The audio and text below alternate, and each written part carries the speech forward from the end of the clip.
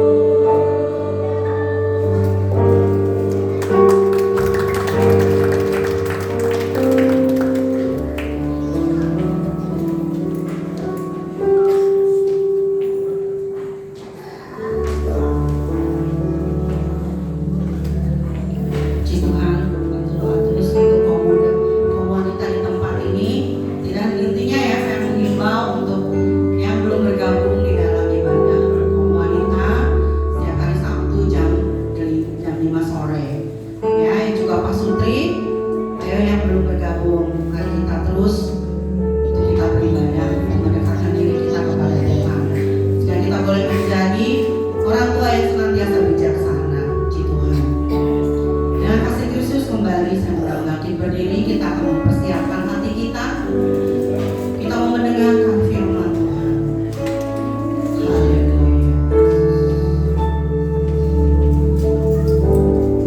Amin. Kasih yang terindah,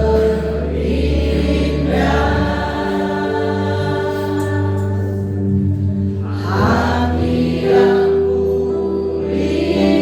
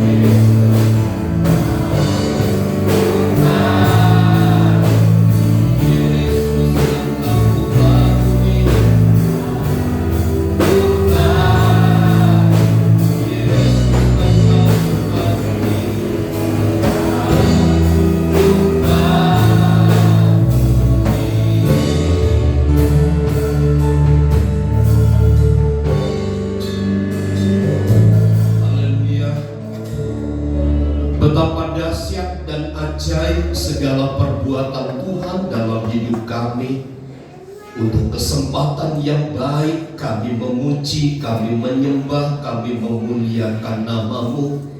Dan saat terindah kami akan kembali duduk diam mendengarkan berita firman Allah yang merupakan jaminan kehidupan kekekalan bagi kami. Maka kami berantusias untuk menyerahkan pribadi ini kepada Tuhan, rela untuk dibentuk, rela untuk diubah menjadi serupa dengan gambaran Tuhan. Pakailah hamba-Mu untuk menyampaikan berita firman Allah pagi hari ini, agar setiap kebenaran Allah sampai kepada setiap kami sama seperti yang Engkau kehendaki. Segala bentuk tipu daya muslihat iblis kami tolak dalam nama Yesus. Tuhan dipermuliakan dan diagungkan atas pemberitaan firman-Mu.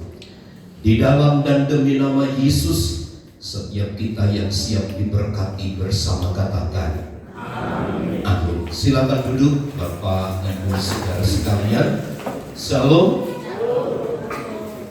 Puji Tuhan.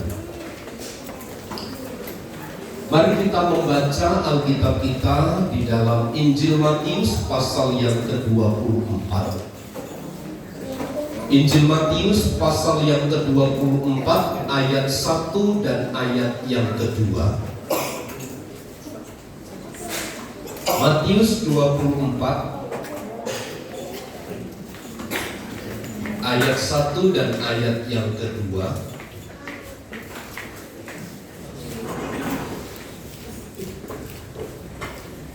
Mari kita baca bersama ayat ini dalam hitungan yang ketiga. 2, 3. Sesudah itu Yesus keluar dari bait Allah lalu pergi. Maka datanglah murid-muridnya dan menunjuk kepada bangunan-bangunan bait Allah. Ia berkata kepada mereka, kamu melihat semuanya itu? Aku berkata kepadamu, sesungguhnya tidak ada satu batu pun di sini akan dibiarkan terletak di atas batu yang lain, semuanya akan diruntuhkan. Puji Tuhan. Ketika kita masuk dalam pasal 24 ini, kita akan nanti berbicara tentang bagaimana kedatangan Tuhan kedua kali dan peristiwa-peristiwa yang kemudian menyertai dalam peristiwa itu. Setelah kita panjang lebar menyampaikan tentang teguran-teguran yang disampaikan oleh Tuhan Yesus kepada orang-orang Farisi, kepada ahli-ahli Taurat, maka sekarang kita belajar tidak hanya kepada mereka, tetapi sekarang kepada gerejanya, bagaimana kita bersikap, bagaimana kita merespon, bagaimana kita memahami satu makna, satu keterangan, satu nilai tentang apa yang Tuhan Yesus sampaikan kepada para murid itu. Tema di dalam pasal 24 adalah khotbah tentang akhir zaman, yaitu bait Allah akan diruntuhkan. Jadi ayat 1 dan ayat yang kedua adalah bicara tentang nubuat. Nubuat itu pernyataan Kristus yang diucapkan tidak terjadi hari itu, tetapi terjadi kemudian. Tetapi di dalam beberapa pernyataan-pernyataan Alkitab juga nubuat itu bisa terjadi saat itu, tapi bisa terjadi kemudian. Masalah kapan terjadinya itu kan hanya bicara waktu. Itu kan hanya bicara tentang persoalan kapan waktunya. Tetapi yang pasti adalah apa yang disampaikan oleh Tuhan Yesus di dalam setiap perkataan-perkataannya itu pasti akan digenapi. Nah, khususnya ayat 1 dan ayat 2 ini Tuhan Yesus menubuatkan tentang atau mengenai kehancuran bait Allah di Yerusalem.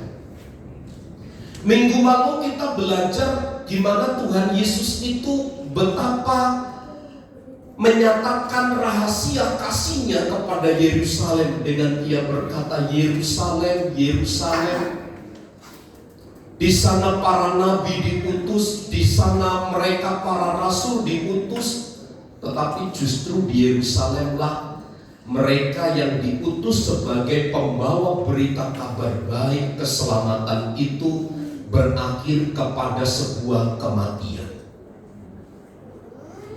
Nah, jelas sekali kita belajar di dalam ayat yang pertama itu, sesudah itu Yesus keluar dari bait Allah lalu pergi. Pernyataan bagian pertama ini, kepergian Tuhan Yesus dari bait Allah, tidak diartikan di dalam ayat itu ada kesempatan kembali untuk datang kepada bait Allah. Tidak. Tetapi ayat 1 bagian pertama ini menunjuk bahwa ketika Kristus pergi meninggalkan bait Allah, maka kepergiannya itu untuk selama-lamanya. Dan Dia tidak akan pernah kembali pergi ke bait Allah. Di dalam ayat yang pertama jelas terkatakan, disebut pada bagian itu bahwa sesudah itu Yesus keluar dari bait Allah lalu pergi. Selanjutnya, lalu maka datanglah murid-muridnya dan menunjuk kepada bangunan-bangunan bait Allah. Pertanyaan sederhana begini, apa yang mendorong kepergian Tuhan Yesus sehingga bait Allah itu ditinggalkan oleh Tuhan Yesus? Tentu ini ada kaitan erat dengan posisi keberadaan orang-orang yang ada di dalam bait Allah.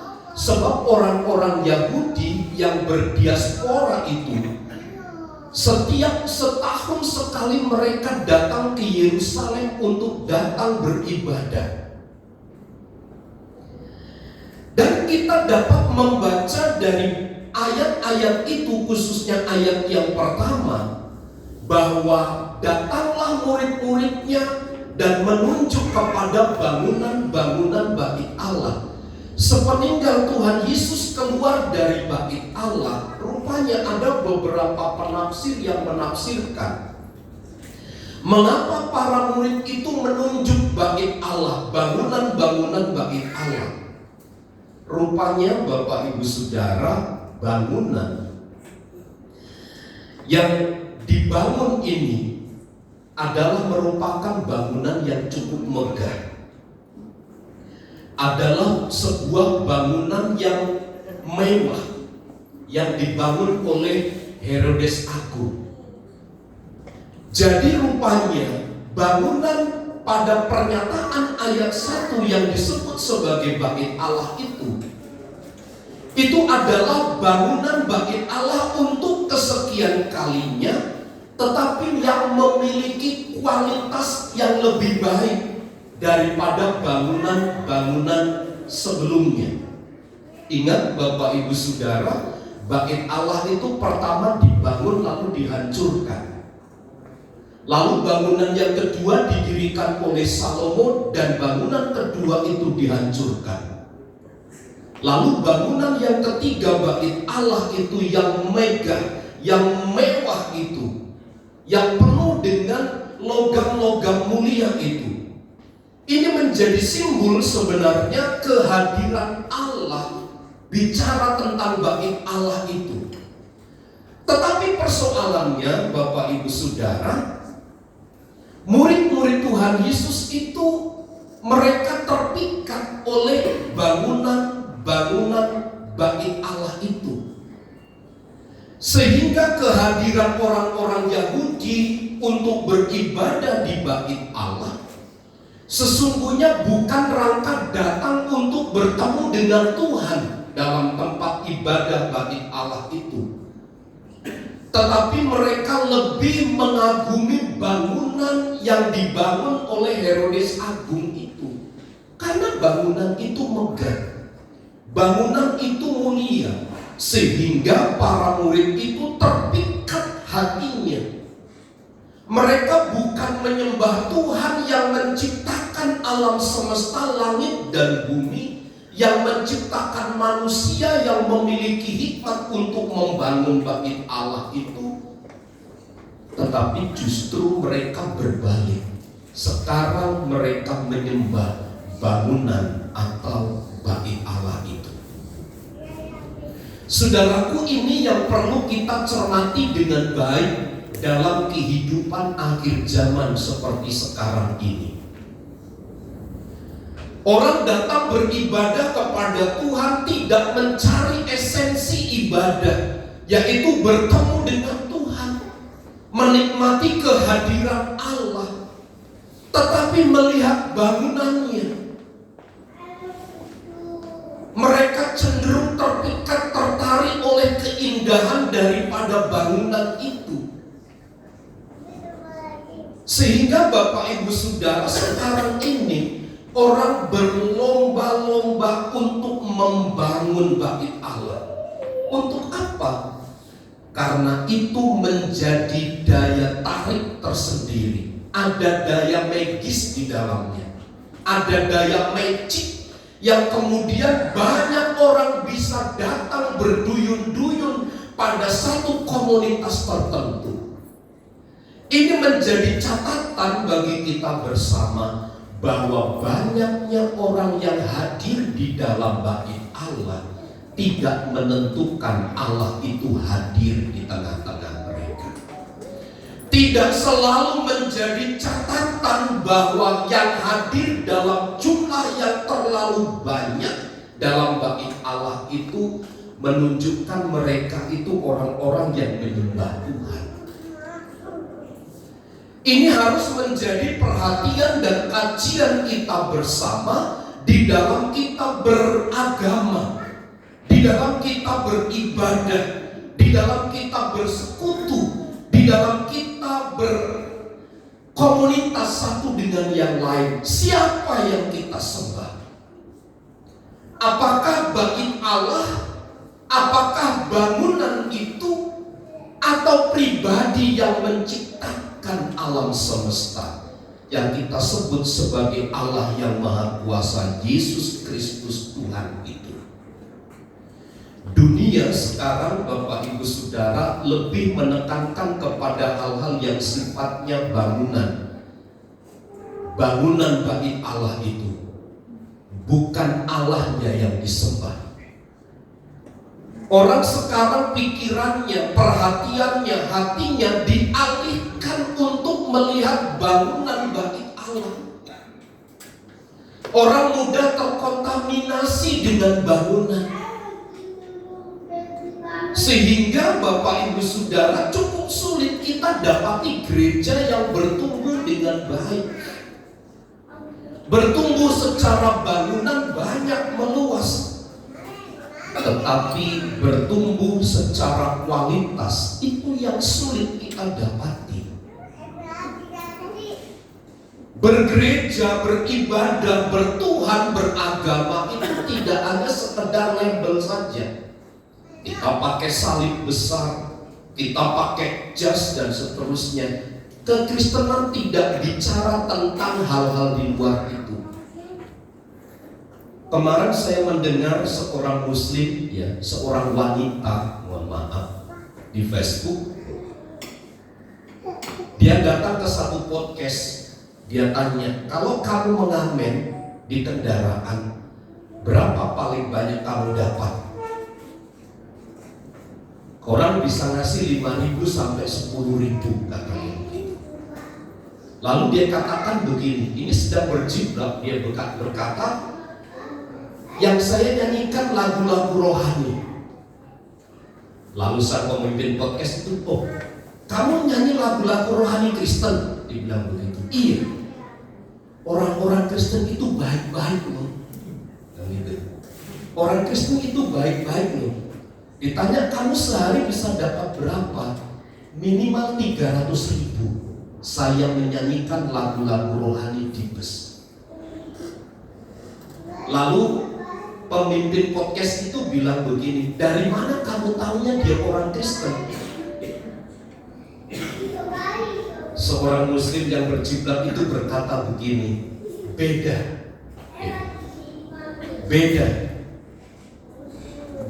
Pasti ketahuan perbedaannya. Apakah karena dia pakai salib? Oh tidak, beda. Saudaraku yang terkasih di dalam Tuhan, jangan sampai kita itu dikenal oleh kebanyakan orang sebagai anak Tuhan yang hidup di dalam Kristus karena sebuah salib yang ada di leher kita, atau karena identitas kekristenan kita. Tetapi hendaklah kehidupan Kristen kita itu terlihat dari dalam. Bagaimana kita bersikap, bagaimana kita menyatakan diri di tengah-tengah lingkungan, bagaimana cara kita bersosialisasi di tengah-tengah masyarakat, bagaimana perkataan kita. Semuanya itu dapat dibaca. Tetapi yang pasti saya mau katakan begini, bukan hal-hal lahiriah yang kemudian dominan tampil di dalam hidup kita itu, tetapi sesungguhnya kehidupan yang dalam itulah. Manusia pada akhir zaman akan terjebak kepada persoalan ini. Lihat Simon Petrus setelah sepanjang malam ia tidak menangkap ikan. Pernyataannya kepada Tuhan Yesus, ia katakan, Guru, telah sepanjang malam aku tidak menangkap ikan. Itu adalah pernyataan pada waktu ia memfokuskan diri kepada apa yang ia tidak dapat. Itulah sebabnya perkataan itu menandakan bahwa ia sedang terhipnotis dengan apa yang ia alami. Saya ingin katakan begini, Bapak Ibu Saudara, betapapun kehidupan kita ini, janganlah kemudian kita terpengaruh, terprovokasi oleh hal-hal yang sifatnya materialistik yang ada di luar dari diri kita. Itu bukan yang esensi. Bangunan bait Allah itu bukanlah yang sebenarnya, tetapi yang sesungguhnya adalah pribadi yang menciptakan langit dan bumi itu. Satu kali terjadi satu kecelakaan. Dia membonceng istrinya, jatuh di jalan raya. Suaminya ketika terjatuh, istrinya itu luka parah. Yang pertama-tama ditolong bukan istrinya. Yang parah, yang luka-luka, yang kakinya berdarah itu. Tetapi yang pertama-tama ditolong adalah motornya. Istrinya marah, "Papi, saya itu luka parah. Kenapa saya tidak kau tolong? Kan di belakang banyak kendaraan. Yang bisa saja saya juga tertabrak dari kendaraan belakang." Suaminya bilang, "Mami, engkau itu telah dibayar lunas oleh darah Kristus. Sedangkan motor ini masih kredit. Motor ini masih kredit." Hatinya terpaut kepada kendaraan, bukan kepada pasangan hidupnya yang adalah yang menolong setiap hari. Sama saja dengan para murid-murid Tuhan Yesus. Mereka terpikat oleh bangunan-bangunan bait Allah itu. Sehingga tidak heran Tuhan Yesus berkata, hari ini, sejak saat ini, tidak ada batu yang berdiri di atasnya. Semua akan diruntuhkan. Inilah problem berkepanjangan manusia akhir zaman. Orang datang beribadah dalam bait Allah hanya merasakan kenikmatan, hanya ingin menikmati sebuah fasilitas, hanya menikmati kemewahan, keindahan. Padahal perjumpaan dengan Tuhan itu nilainya lebih dari segalanya. Sekali-kali Bapak Ibu Saudara dalam ibadah Anda minta berdoa kepada Tuhan secara sungguh-sungguh, Tuhan, aku ingin menikmati kuasa kehadiran Tuhan. Dan kalau Anda menikmati perjumpaan pribadi dengan Tuhan, itu akan tertoreh di dalam lubuk hati kita. Dan kita tidak akan pernah meninggalkan, melupakan kenikmatan persekutuan dengan Tuhan itu. Sebab persekutuan dengan Tuhan, kenikmatannya melebihi kenikmatan-kenikmatan yang kita dapat di dalam alam semesta itu. Kita pergi berlibur, sebutlah tempat-tempat yang terindah, sebutlah tempat-tempat yang termewah. Sepulangnya dari tempat yang termewah itu, kita mulai memikirkan terlalu banyak ongkos biaya. Karena setelah pulang dari tempat kita berpariwisata itu, pulang kita masih menghadapi kesulitan yang sama. Kita masih mengalami persoalan-persoalan yang sama. Jadi itu hanya sekedar menjadi alat kamuflase untuk meninggalkan kesedihan hati untuk sesaat. Tapi saya terlalu percaya, ketika kita menaruh satu pengharapan yang besar kepada Tuhan, bukan hanya sekedar kepada bangunan, kepada bait Allah, di mana para murid juga terpikat hatinya di situ. Susah Bapak Ibu Saudara untuk menanggalkan keterikatan itu. Bagi Bapak Ibu, bapak-bapak yang merokok, susah kan meninggalkan rokok? Susah ya? Saya ingat dulu waktu saya masih SMA, saya mau coba rokok. Bapak saya di belakang itu sudah bawa pentungan. Asal kena saja, mau kepala ya kepala, badan ya badan, kaki ya kaki, geplak gitu aja. Padahal dia perokok berat, perokok hebat. Sampai hari ini saya hanya coba-coba saja. Sebelum saya jadi hamba Tuhan, saya itu salesman rokok. Ketika ditanya oleh konsumen rasanya bagaimana, saya bilang enak saja. Karena saya tidak bisa merasakan nikmatnya rokok. Kalau kopi boleh tandingan sama saya gitu. Tapi kalau rokok saya enggak.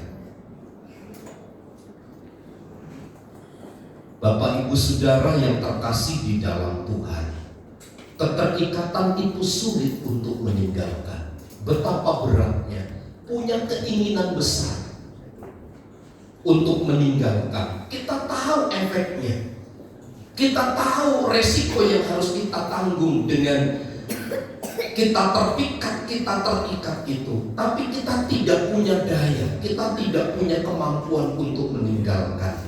Jerat yang seperti inilah yang mengikat gereja Tuhan pada akhir zaman, di mana bait Allah itu tidak hanya sekedar menjadi tempat, tetapi itu tempat di mana mereka menyandarkan diri sepenuhnya. Karena itu mulia, karena itu sesuatu yang megah, karena itu sesuatu yang luar biasa.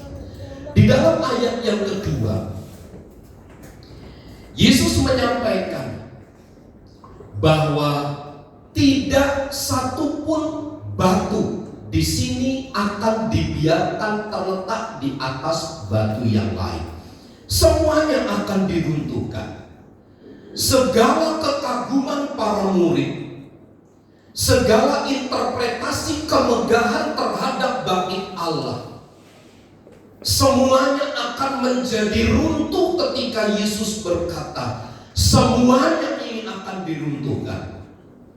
Persoalannya adalah para murid selalu menjaga identitas itu. Tidak mungkin bagi Allah yang megah, yang membutuhkan dana yang terlalu besar ini akan runtuh. Tidak mungkin.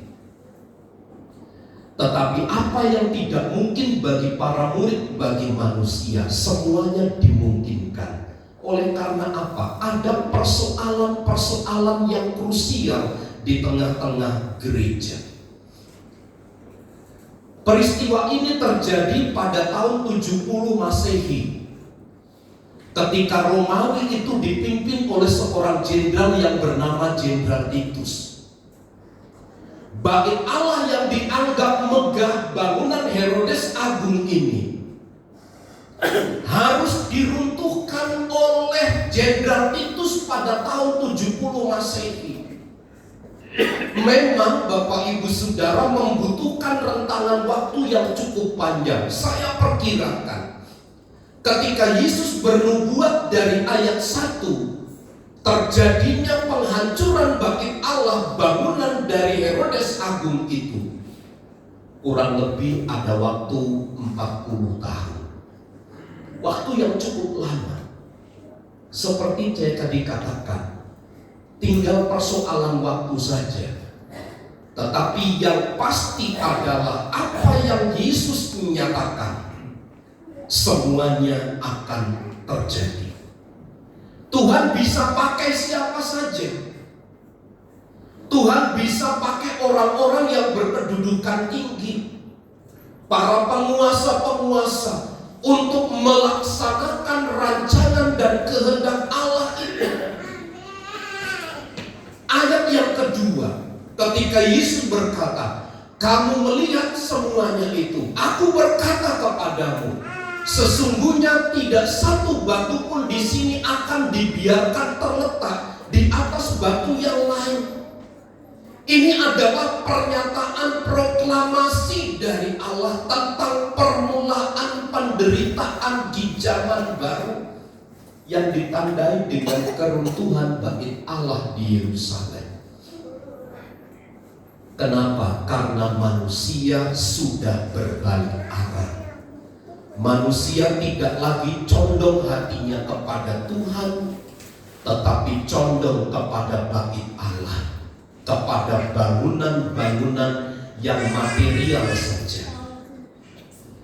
Ayat 2 ini sesungguhnya menandai adanya penderitaan karena Kristus. Ini adalah zaman, ini adalah waktu di mana ada pemurnian.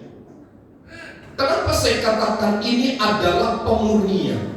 Karena pernyataan Tuhan Yesus pada ayat yang kedua, permulaan dari penderitaan zaman baru itu, nanti kita akan belajar ada penderitaan yang menunjukkan satu pemurnian dari Kristus kepada gerejanya. Ini juga menandakan bahwa murid-murid itu harus mempersiapkan diri.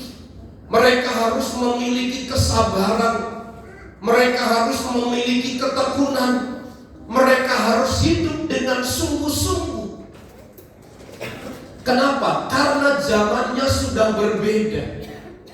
Zaman di mana Kristus akan datang ada penderitaan, ada pemurnian, dan ini membutuhkan ketekunan dan kesabaran. Hanya mereka yang berdiri sampai pada akhirnya lah yang selamat. Seperti Paulus katakan kepada jemaat di Roma, barang siapa yang menyebut nama Tuhan, ia akan diselamatkan. Kenapa? Karena di Roma orang yang menyebut nama Yesus itu sebagai Tuhan, sebagai sesembahannya, mereka pasti akan dihukum mati. Sebab Tuhan, sebab penguasa manusia pada waktu itu adalah kaisar. Sehingga orang yang percaya, yang menyebut Yesus itu sebagai Tuhan, mereka akan masuk dalam kerajaan surga. Saat itu juga mereka harus mati, sakit oleh karena Tuhan. Dan yang terakhir yang mau sampaikan begini berdasarkan ayat 2. Apa yang Yesus katakan tentang penghancuran runtuhnya Yerusalem ini bagi Allah di Yerusalem, sebuah tanda baru tentang kedatangan Tuhan Yesus kali yang kedua. Memang Tuhan Yesus belum mati. Memang Tuhan Yesus belum dianiaya, belum tersalibkan, belum bangkit, belum naik ke surga. Tetapi sesungguhnya ayat 2 ini sebuah tanda kedatangan Yesus datang kedua kali. Karenanya setiap gereja Tuhan, setiap anak Tuhan harus mengubah cara pandang, mengubah paradigma hidupnya. Untuk apa? Jangan terlalu fokus kepada hal-hal atau kepada bangunan-bangunan bagi Allah, tetapi lebih arahkanlah pandangan hati kita hanya tertuju kepada Tuhan. Caranya bagaimana? Tidak mudah, karena ada pemurnian di situ, ada penderitaan karena Kristus.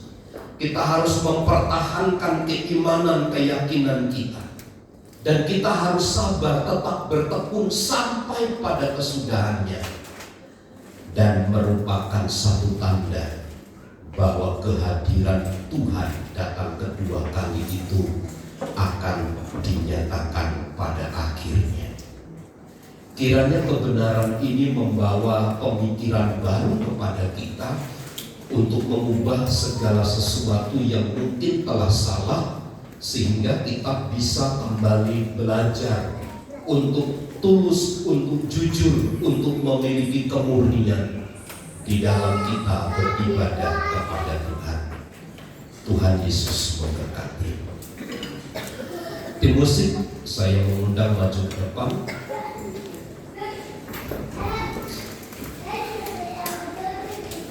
Kita bernyanyi satu pujian, bukan dengan barang fana kau membayar dosa.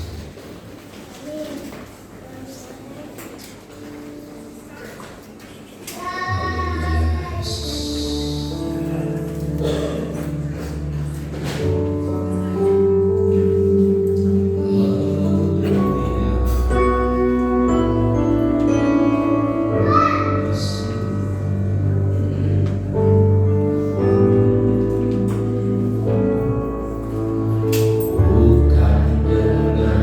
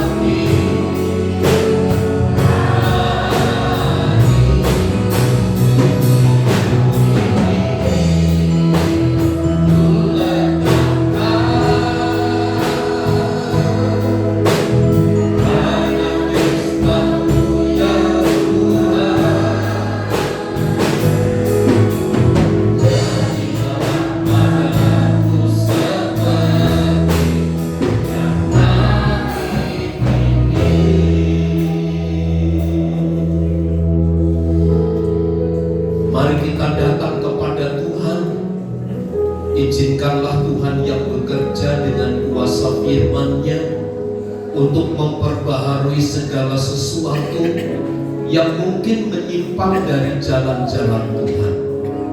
Selama ini mungkin kita terfokus kepada bangunan-bangunan bait Allah, kepada kenyamanan, kepada kemewahan, kepada kemegahan. Tetapi mari kita membalikkan arah cara berpikir kita, bahwa hanya Yesus satu-satunya pribadi yang megah. Dia satu-satunya pribadi yang mulia. Dia satu-satunya pribadi yang wajib untuk kita sembah dan kita tinggikan. Karenanya izinkan Ia melaksanakan setiap rencananya atas kehidupan kita. Mari kita bangun kejujuran, mari kita bangun ketulusan, mari kita bangun kemurnian untuk tetap terkonsentrasi hanya kepada Tuhan. Saya mengundang pelayan perjamuan untuk maju ke depan, dan mari sidang jemaat Tuhan kita mempersiapkan diri untuk makan dan minum sehidangan dengan Tuhan, menikmati persekutuan yang indah dengan Tuhan. Ku telah mati dan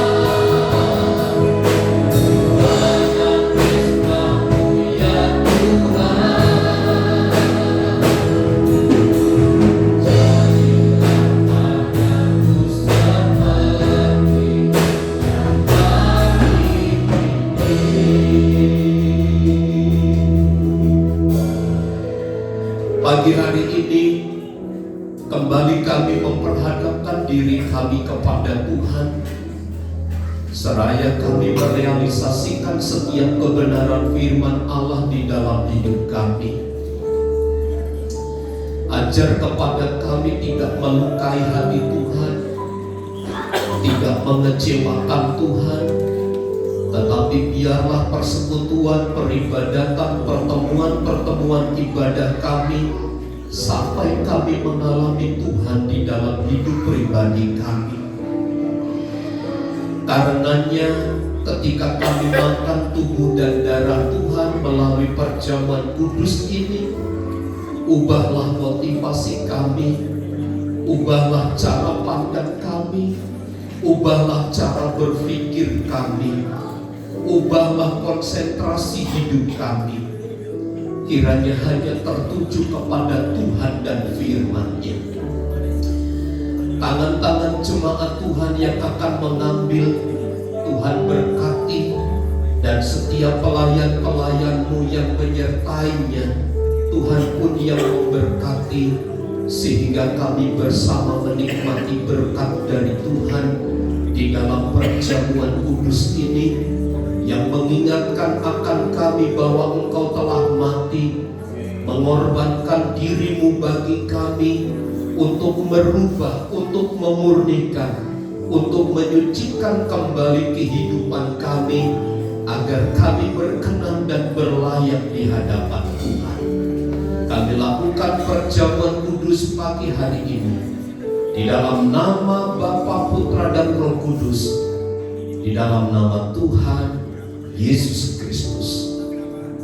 Amin. Salibnya teramat mulia.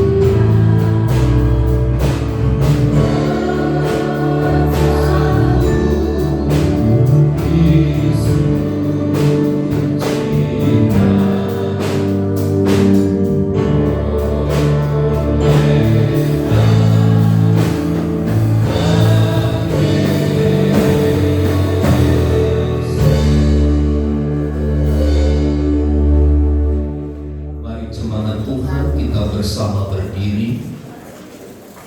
Angkat tangan kananmu dan pegang roti, angkat tinggi di hadapan Tuhan. Roti yang kita pegang adalah melambangkan tubuh Tuhan. Tubuh yang didera, tubuh yang dianiaya, tubuh yang penuh bercak luka itu, tubuh itulah yang diberikan kepada kita sehingga kita digantikan keberadaannya. Selayaknya kita menerima penghukuman, tetapi Ia memberikan tubuhnya untuk melepaskan kita dari penghukuman itu. Sebab apa yang telah kuteruskan kepadamu telah aku terima dari Tuhan, yaitu bahwa Tuhan Yesus pada malam waktu Ia diserahkan mengambil roti, dan sesudah itu Ia mengucap syukur atasnya. Ia memecah-mecahkannya dan berkata, inilah tubuhku yang diserahkan bagi kamu.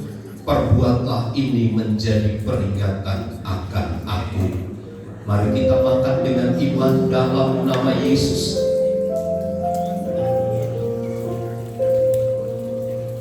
Haleluya.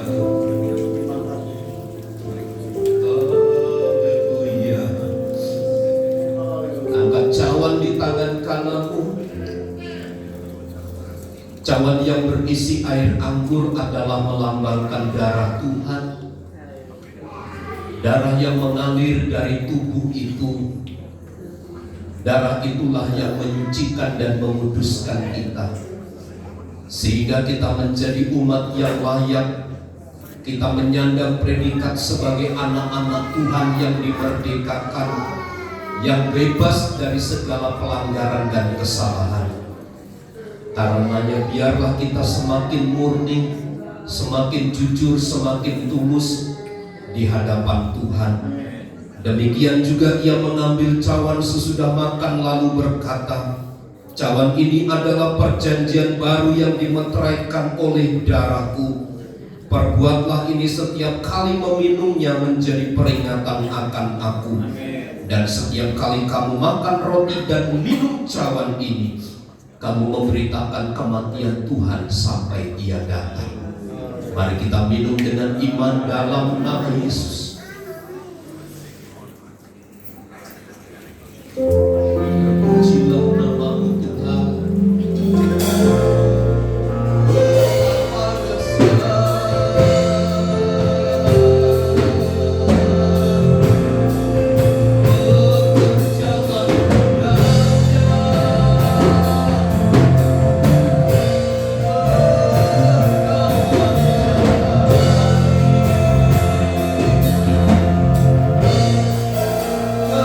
Yang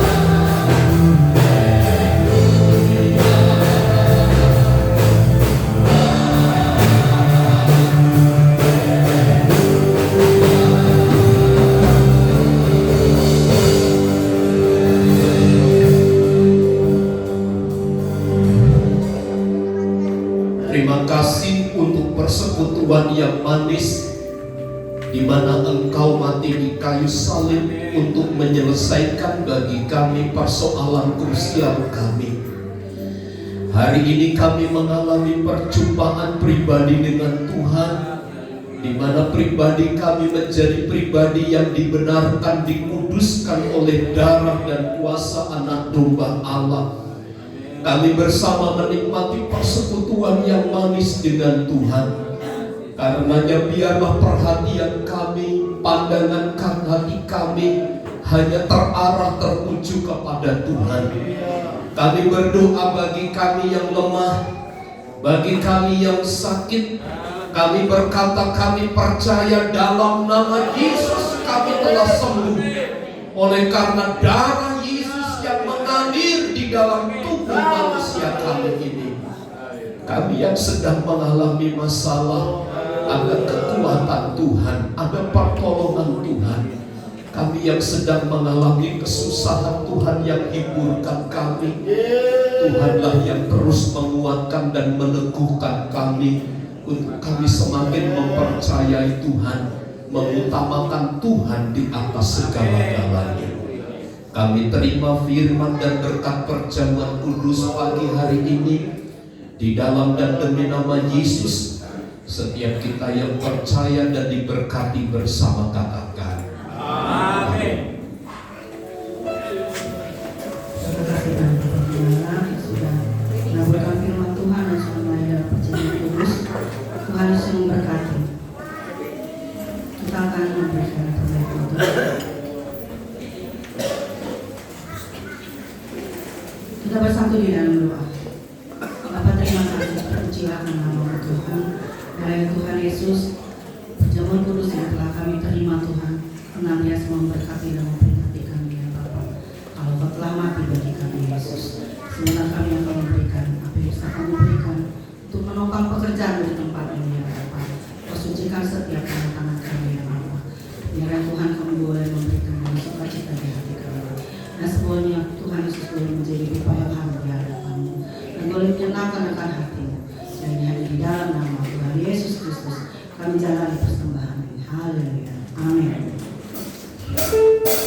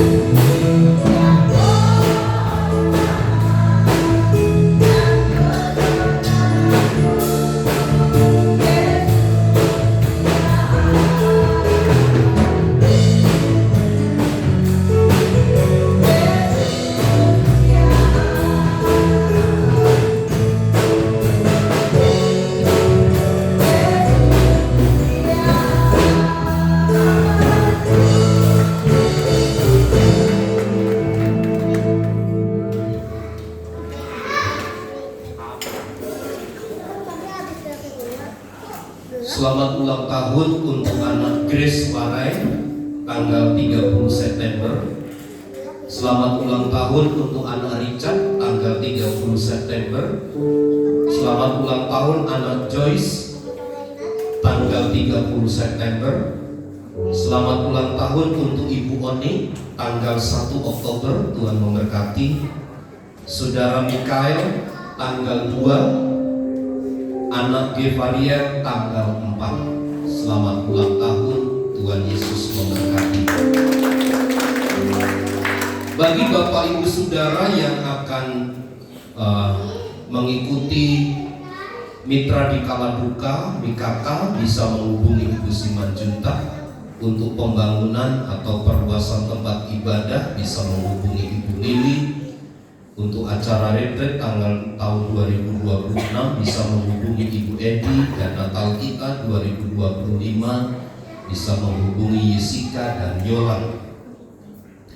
Selamat berbahagia atas pernikahan Saudara Haris dengan Uli Rohani dan keluarga besar yang mereka bersukacita ya, bagi ibu ya, Tuhan memberkati. Selamat berbahagia atas kelahiran putri yang kedua dari keluarga Bapak Silaban dengan Ibu Deni Manalu atau yang kita kenal Mama Theo, seorang putri ya, seorang putri. Jadi saya pribadi juga belum sempat hadir ya, karena cepat sekali ya. Saya pikir beberapa hari di rumah sakit, tapi nggak tahunya hanya sehari saja langsung dibawa pulang gitu ya. Nanti kalau ada waktu kita bisa tengok ya. Doa puasa wanita bagi ibu-ibu yang sudah mendaftarkan diri tanggal 8, tanggal 9, tanggal 10, Rabu sampai Jumat bisa kumpul di Villa Tomang Baru jam 5 pagi. Silahkan persiapkan diri dengan baik ya. Makan makanan jangan pedas-pedas, jangan bersantan, bila perlu makan buah ya, dari sekarang sampai puasa ya. Supaya badannya sehat. Saya kira itu beberapa pengumuman yang saya sampaikan. Tuhan Yesus memberkati. Mari bersama kita berdiri, kita akan mengakhiri ibadah kita di dalam doa. Untuk segala kebaikan dan anugerah Tuhan serta kesempatan yang baik, di mana Engkau yang memungkinkan kami bisa bersekutu dan beribadah dengan baik pagi hari ini. Kiranya Tuhan terus ditinggikan, dipermuliakan atas seluruh hidup kami. Bawalah kami untuk semakin kami melihat cara dan rencana Tuhan dinyatakan dengan sempurna atas seluruh kehidupan kami. Memberkati rumah tangga, memberkati keluarga, usaha pekerjaan kami, baik kami sebagai suami, sebagai istri, sebagai anak, sebagai orang tua di dalam keluarga. Tangan Tuhan yang menopang dan melawat kami. Berkati anak kami Grace, berkati anak kami Richard, berkati anak kami Joyce, berkati Ibu Oni, berkati saudara Mikael, berkati anak Gevaria. Tuhan tolong nyatakan kekuatan-Mu, kasih setia-Mu sempurna atas hidup mereka. Dengan bertambahnya usia, kasih kemurahan Tuhan semakin berlimpah atas hidup mereka, sehingga mereka mengalami satu pembaharuan pengenalan yang baik kepada Tuhan. Terima kasih untuk saudara Haris dan saudari Uli yang Tuhan telah perteguhkan di dalam satu pernikahan. Tuhan yang memberkati pernikahannya dari sekarang sampai selama-lamanya. Tuhan yang menjaga dan memelihara. Kami juga turut bersuka cita untuk kelahiran Bapak Silaban dan Ibu Deni Manalu, anak yang kedua. Tuhan berkati ibu dan anak, beri kesehatan, kekuatan yang baru, kemurahan dan kekuatan Tuhan menyertai mereka. Berkati ibu-ibu yang sedang mengandung, baik Ibu Agnes, Ibu Sally, Tangan Tuhan yang menopang dan memberkati mereka. Beri kekuatan, kesehatan, baik ibu maupun kandungannya. Tuhan beri yang terbaik. Engkau pulihkan jemaat-jemaat Tuhan, mereka yang sedang sakit, yang membutuhkan uluran tangan Tuhan. Berdoa bagi Ibu Simanjuntak pasca operasinya. Tuhan tolong nyatakan kuasa-Mu. Tuhan pulihkan dalam nama Yesus. Bapak Rudi, Mama Dika, Mama Cleo, orang tua kami, Papi dan Mami. Berdoa bagi Bapak Merlan Sigalinggi, anak Merlin, Opung Bonar, anak Joel, Ibu Nina, Ibu Maria, keluarga Bapak Martin yang sedang berkunjung di Palembang. Tuhan yang menyertai. Nama-nama yang kami sebutkan di hadapan Tuhan, kiranya Engkau yang berperkara dengan mereka. Belas kasih Tuhan, kekuatan Tuhan menyertai mereka dan dimampukan untuk kembali bersekutu beribadah kepada Tuhan dengan baik. Diberkatilah bangsa dan negara kami, diberkatilah gereja-gereja Tuhan dimanapun berada, dan berkati pula gereja di tempat ini. Kami menaruh pengharapan besar kepada Tuhan untuk memperluas ruangan ibadah ini untuk hormat dan kemuliaan bagi nama Tuhan. Di dalam dan demi nama Yesus kami berdoa. Mari saudaraku, angkat tanganmu, arahkanlah pandangan hatimu kepada Tuhan dan terimalah berkat Tuhan. Tuhan memberkati dan melindungi engkau. Tuhan menyinari engkau dengan wajah-Nya dan memberi engkau kasih karunia. Tuhan menghadapkan wajah-Nya kepadamu dan memberi engkau damai sejahtera. Kiranya kasih karunia dari Allah Bapa, cinta dan kasih sayang dari Tuhan Yesus Kristus, persekutuan, penghiburan dan kekuatan dari Allah Roh Kudus yang menyertai dan memberkati hidup kita saat ini dan sampai selama-lamanya. Di dalam nama Tuhan Yesus Kristus, kita semua yang percaya dan diberkati bersama katakan amin. Bapa, terima kasih.